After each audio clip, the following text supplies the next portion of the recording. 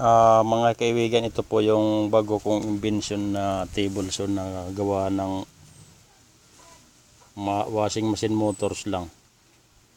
Kasi karamihan ang ginagawa ng mga table saw ng mga malalaki, electric motor na malalaki talaga ng motor ang ginagamit. Pero sa akin, ginawa ko para makatipid-tipid ako, naghanap lang ako ng scrap na motor ng washing machine.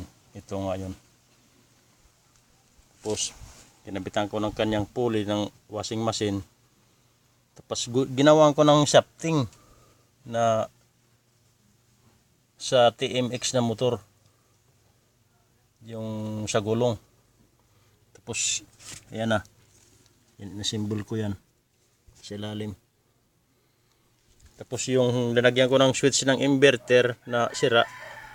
Tapos yan ang ginawa ko, yan ang kinabit ko para mayroon extension outlet. Kumbaga sakali mayroon akong gagamitan ng kuryente, halimbawa barina. Ito naman pala yung talim.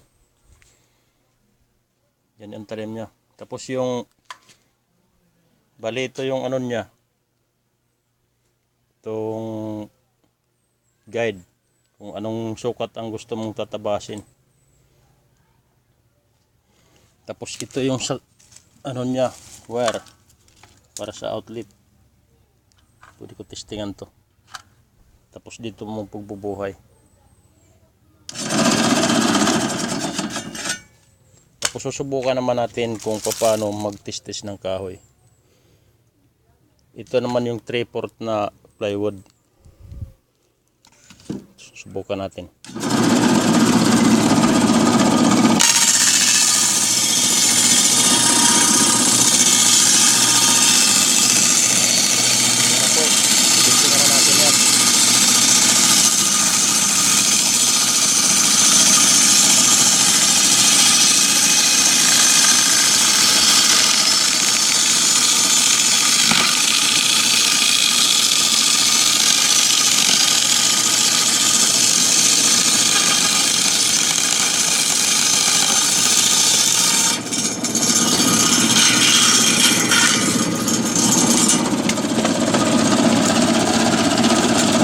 Natin sa kahoy.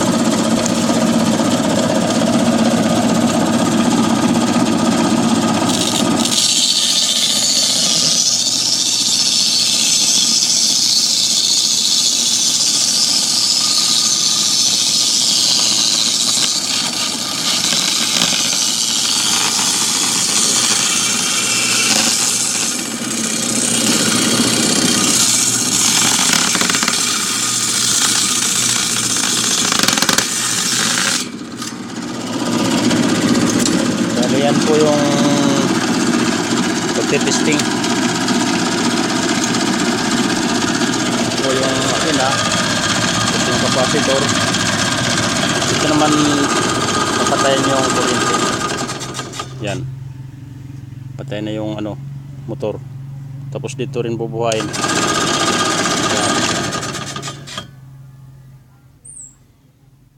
Yan po yung homemade ko na table saw.